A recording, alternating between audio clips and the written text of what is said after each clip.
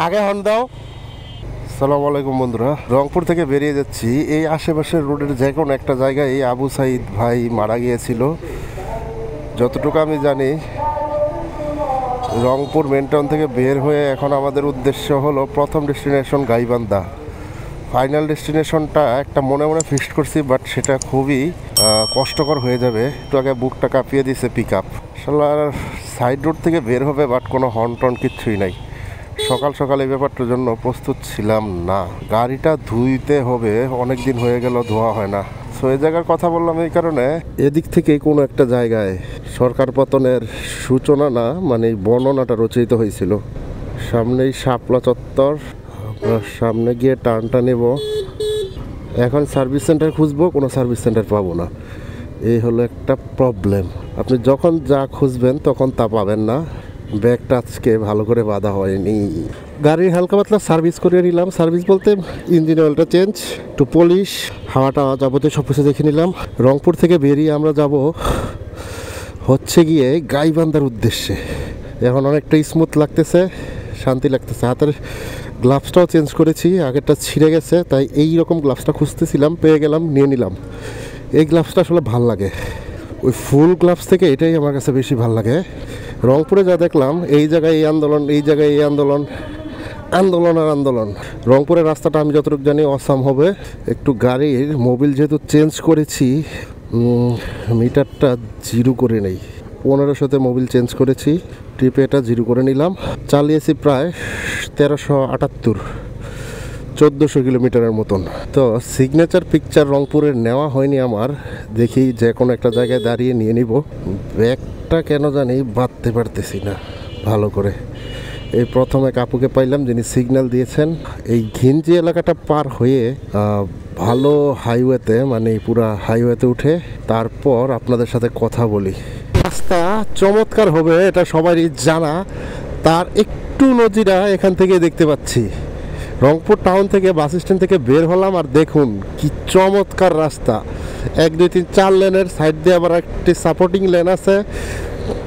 এইরকম রাস্তা অচিরেই বাংলাদেশের প্রত্যেকটা জায়গায় হয়ে যাবে আশা করি। রংপুরে হওয়ার অন্যতম কারণ হচ্ছে এখান দিয়ে প্রচুর পরিমাণ যানবাহন চলাচল করে। 8টা জেলার যানবাহন চলাচল করে। সো এখানে চাপটা পড়াই স্বাভাবিক গাড়ির, এজন্য আরও রাস্তাগুলো এত প্রসারিত করা। সো এক আঙ্কেলের সাথে দেখা হলো, হঠাৎ করে আমার সাথে আসলো, সালাম দিয়ে বললাম যে কিছু বলবেন। উনি বললো যে আমি দেখতে আসলাম যে আপনি ভালো থাকবেন, আর আপনার যে গার্ডগুলো এগুলোকে অনেকে পরে না। হাঁটুর গার্ডটা নেই, হাঁটুর গার্ডটাও আছে, এগুলো পিছনে রাখছি, পরি নাই।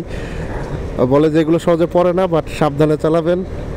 আসলে অনেক ভালো মানুষের সান্নিধ্য পাইছি এই ট্যুরে। অনেক বলতে কি সবই ভালো মানুষ ছিল আমার সাথে, যাদের কথোপকথন হয়েছে বা যতটুকু কথাবার্তা বলছি, সবাই যথেষ্ট পরিমাণ ভালো অ্যাপ্রিসিয়েট করছে। কোনো বাজে বিহেভ এখন পর্যন্ত পাইনি আলহামদুলিল্লাহ। যাই হোক, বাংলার মানুষের এইরকম মেন্টালিটি চিরজীবন থাকুক, সবার সাথে এরকম থাকুক, এটাই কামনা করি। রাস্তাটা দেখছেন একবার, জাস্ট মন ছুঁয়ে যাওয়ার মতন। বাকি রাস্তা আরও ভালো হবে ইনশাল্লাহ। আমাদের ডেস্টিনেশন হচ্ছে গাইবান্ধা।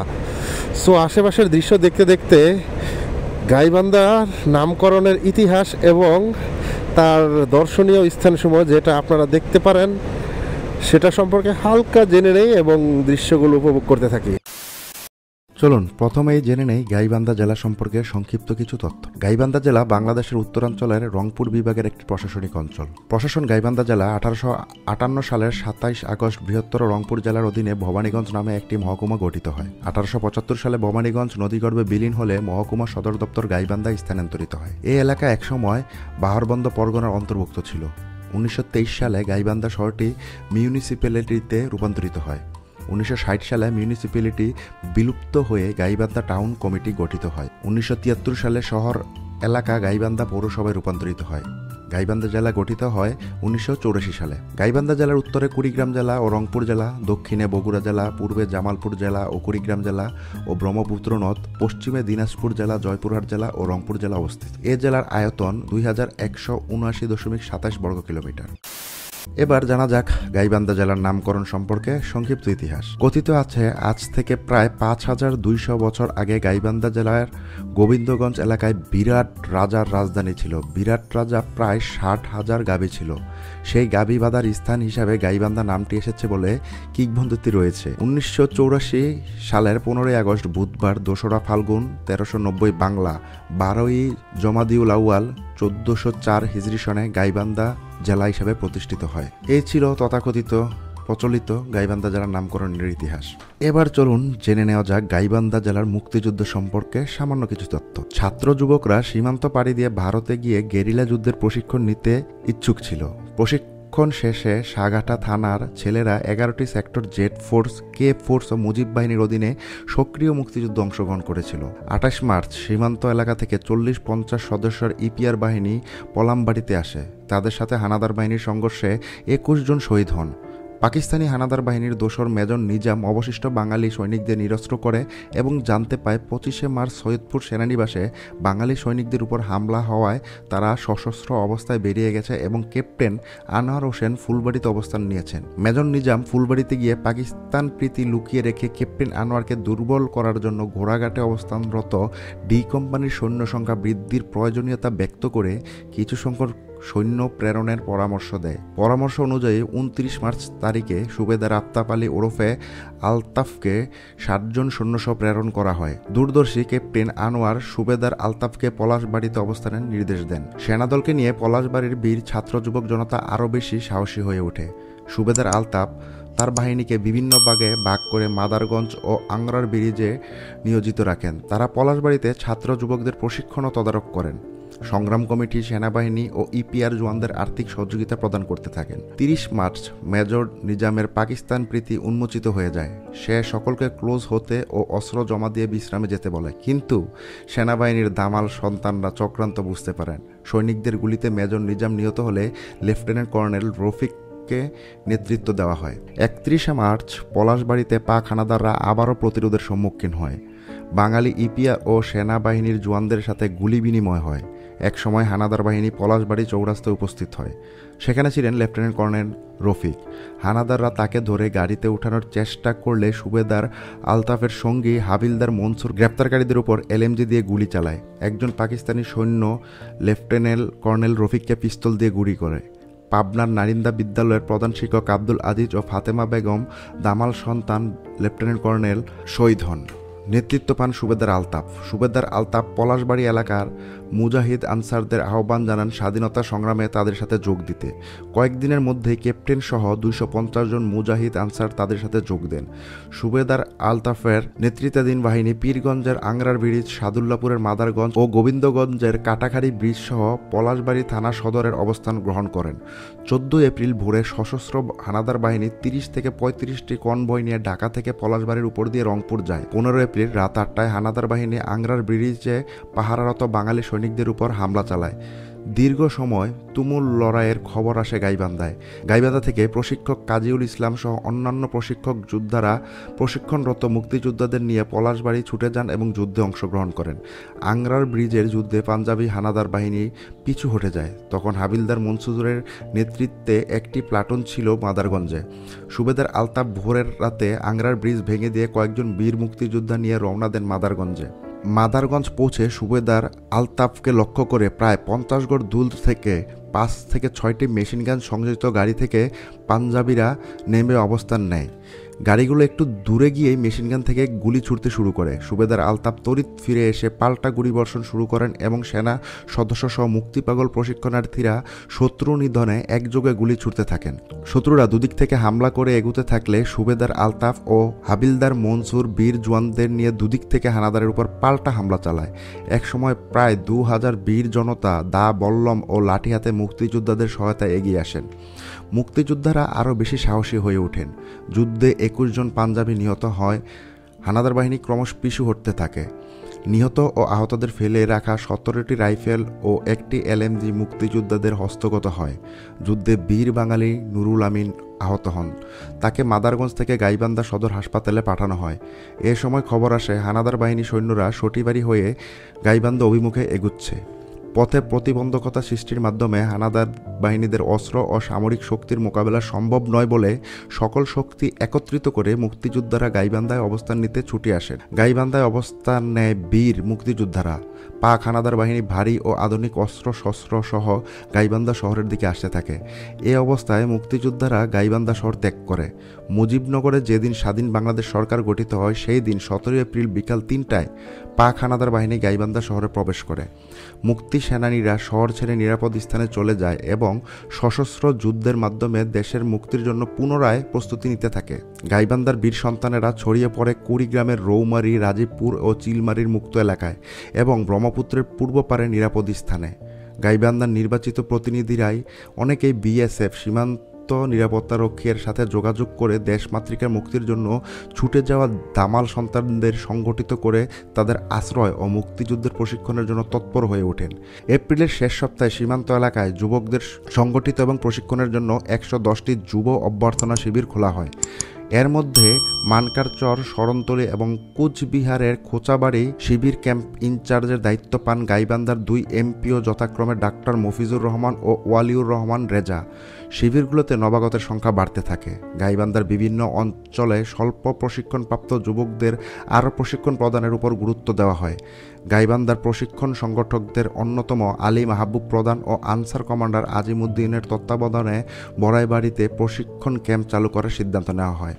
ওদিকে বড়াইবাড়ি ক্যাম্পে মুক্তিযোদ্ধাদের সংখ্যা দ্রুত বৃদ্ধি পেতে থাকে। মানকারচর অবস্থানরত MNA এবং MPA সহ নেতৃবৃন্দের সার্বিক সহযোগিতায় পরিচালিত বড়াইবাড়ি ক্যাম্প থেকে ব্যাপক প্রশিক্ষণের জন্য মুক্তিযোদ্ধাদের কাকরিপাড়ার প্রশিক্ষণ ক্যাম্পে স্থানান্তর করা হয়।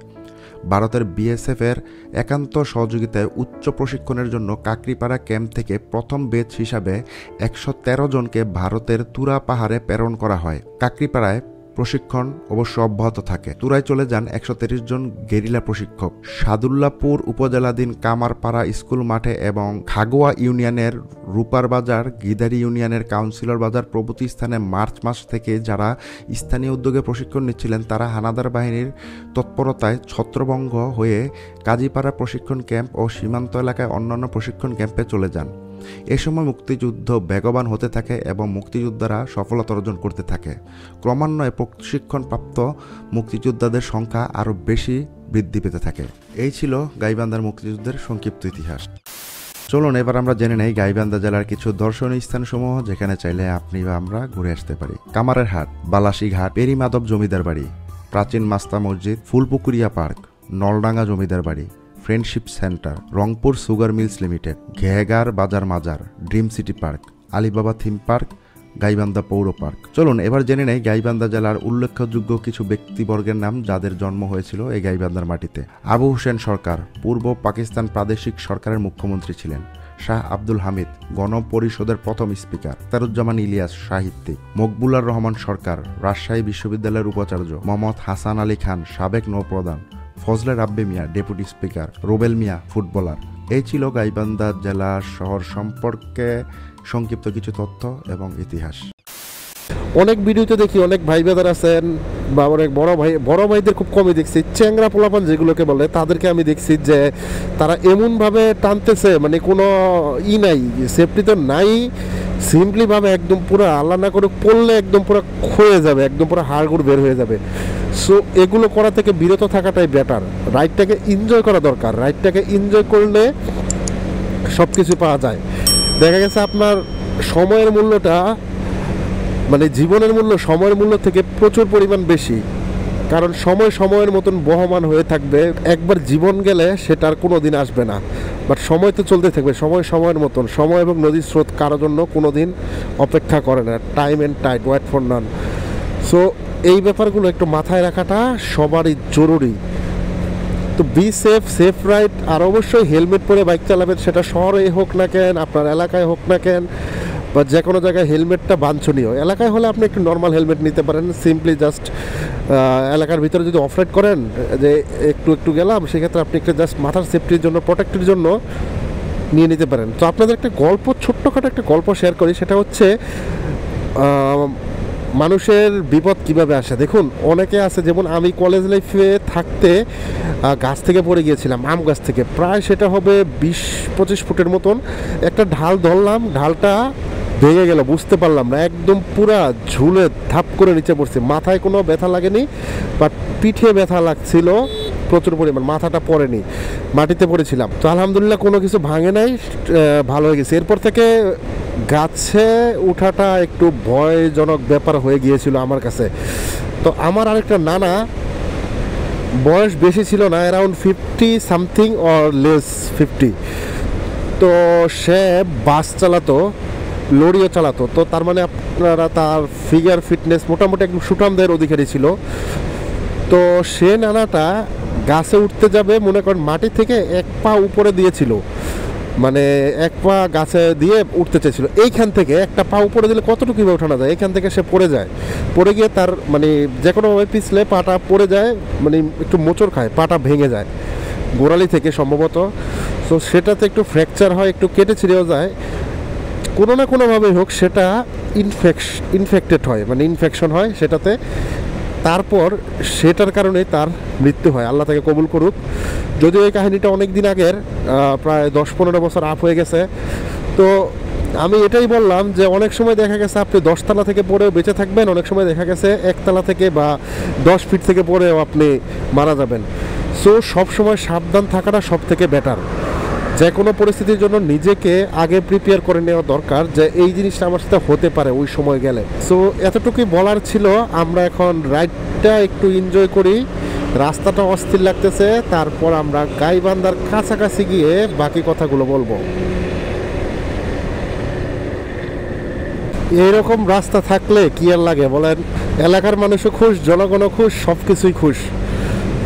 দুই সাইডে 2টা সাপোর্টিং লেন আছে, এখান থেকে লোকাল পরিবহনগুলো চলাচল করতে পারবে, চাইলে বাইকও চলাচল করতে পারবে, কোনো ব্যাপার না। মাঝখান দিয়ে এইরকম 2-4টা লেন, আর যে জায়গায় একটু বেশি চাপ পড়ে সেখানে পাথর ঢালাই করা, যেদিকে একটু হাইওয়ের মতন, মানে যে পাথর ঢালাইয়ের পরবর্তীতে সুন্দর পিচ করা।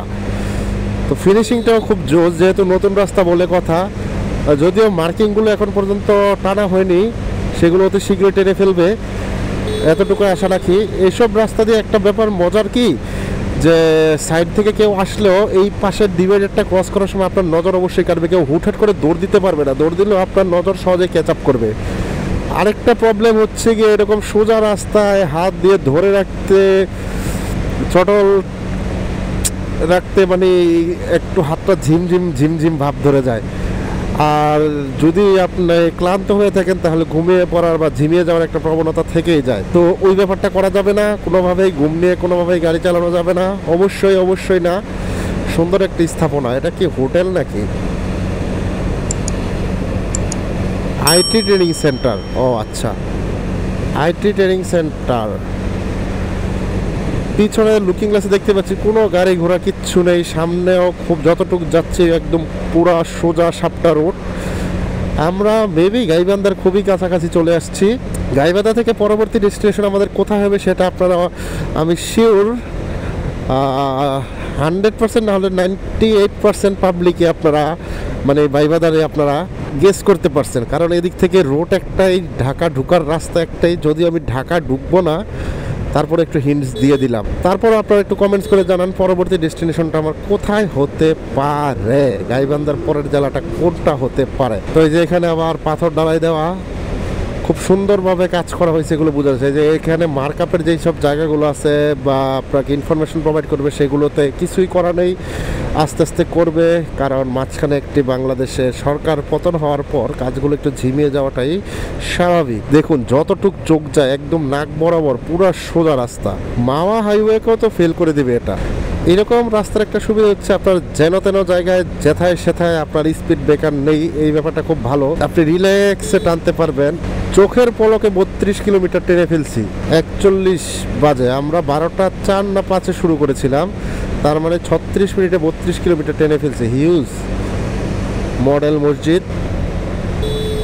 আমি হেলমেট ছাড়া 2 মিনিট টানলে আমার চোখ দিয়ে পানি বের হয়ে যায়। সামনে একটি সুন্দর ফ্লাইওভার দেখতে পাচ্ছি, মোস্ট প্রবলি হ্যাঁ ফ্লাইওভার। এই ফ্লাইওভারগুলো খুবই কাজের। এই রোডে আমি যখন ঝিনাইদহ যাই টাঙ্গাইল হয়ে, তখন কিন্তু প্রচুর পরিমাণ ফ্লাইওভার দেখতে পাই।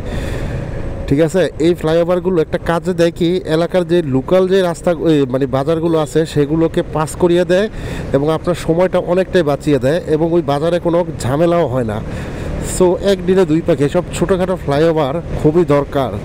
আর এই রোডটাকে আরও সুন্দর করে ফেলছে এই ফ্লাইওভার, কারণ কিছুক্ষণ পরপরই এইসব জায়গায় বাজার বসে এইসব এলাকায়। তো ওই বাজারগুলো যেরকম ঝামেলা হতো সেরকম রাইডারদের জন্য বা যারা চালক আছেন তাদের জন্য একটু বিরক্তির কারণ হতো। এখন এই যে ছোট্টখাট্ট একটা ফ্লাইওভার, ওভারপাসও বলা যায়, সো এটা ওই বাজারটাকে কাটিয়ে দিল। সুন্দর করে চলে আসলাম যে জায়গায় 1 মিনিট লাগলো পার হতে বাজার, অথচ এটা না থাকলে ওই বাজারটা পার হতে মিনিমাম 10 মিনিট আপনার সময় লাগতো। বিভিন্ন ধরনের গাড়ি ঘোড়া থাকতো। রং সাইড আসে কেন ভাই? সো বন্ধুরা, গাইবান্ধা তো পৌঁছে গেলাম। পলাশবাড়ি বাজারে একটু ঝামেলা ছিল, সেখানে কর্মযজ্ঞ চলতেছে। আপনাদের রংপুর টু গাইবান্ধা রাস্তার ভ্রমণটা কীরকম লাগবে? রোড টু গাইবান্ধা আমার কাছে তো অস্থির লাগছে। তো যদি আপনাদের ভালো লেগে থাকে আর যদি মনে করেন যে না একটু মজা পেয়েছেন, তাহলে আমাকে ইন্সপাইরেশন দেওয়ার জন্য অবশ্যই সাবস্ক্রাইব বাটনে একটা ছোট্ট ক্লিক করে রাখবেন। সেটা আমার ইন্সপাইরেশন অনেকটাই বুস্ট করবে। যদি আপনাদের ভালো লেগে থাকে আর আপনাদের গতানুগতিক গঠনমূলক সমালোচনার জন্য আপনাদেরকে স্বাগতম আমার চ্যানেলে। শুধু সামাজিকতা বজায় রাখাটাই বেটার, খুব জরুরি। ঠিক আছে, সো আশা করি ভিডিওটি ভালো লাগছে। যদি ভালো লেগে থাকে তাহলে আপনি আপনার আশেপাশের মানুষকে ভালো রাখার চেষ্টা করুন, নিজে ভালো থাকুন যতটুকু আপনার দ্বারা সম্ভব হয়। খুব শীঘ্রই road to what, road to কোথায়, গাইবান্ধার পরে কি, আচ্ছা খুব শীঘ্রই নতুন ভিডিও নিয়ে হাজির হচ্ছি। সে পর্যন্ত আসসালামু আলাইকুম।